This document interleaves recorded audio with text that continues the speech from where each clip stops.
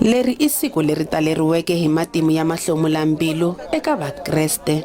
Leswi swi tano ni le ka mindyangu leyi nga endzela ndhawu leyi maxaka ya vona va nga etlela vurhongo bya makumu eka yona.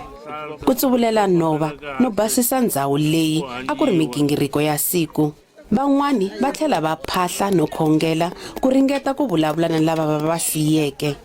Eka ndyangu wa ka Rikhotso kona leswi i mintolovelo ya nkarhi na nkarhi. Nkarhi wa Good Friday i vona nkarhi lowu hi vonaka ku hi va hinkwenu hi va hi ri kona hi hlanganile hi ta va tsundzuka na ku va byela leswaku a hi va rivalanga leswi va nga famba va hi siya na ku hi ta kombela tinhlanhla eka vona hi ku as hi ri maAfrika ha swi kota ku hi ta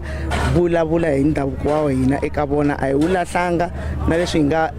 hi nga divertisiwa ku ya ka Christianity mara ndhavuko wa hina wa ku hi fanele hi phahla hi va byela leswi hi va byelaka swona hi kombela tinhlanhla a swi tsundzuka hi masiku ni masiku.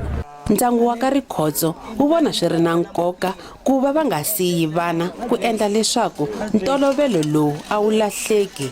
Swi na nkoka ku ya mahlweni ku vana va swi tiva ku na siku leri hina hi fambaka rona va sala ku ri swilo leswi va fambaka swona va nga lahli ndhavuko wa vona ku xipiriti xa hina va ka Nkwinika va ka Rikhotso hi famba hi xona ku nga vi na ndhavuko lowu hi wu lahlaka.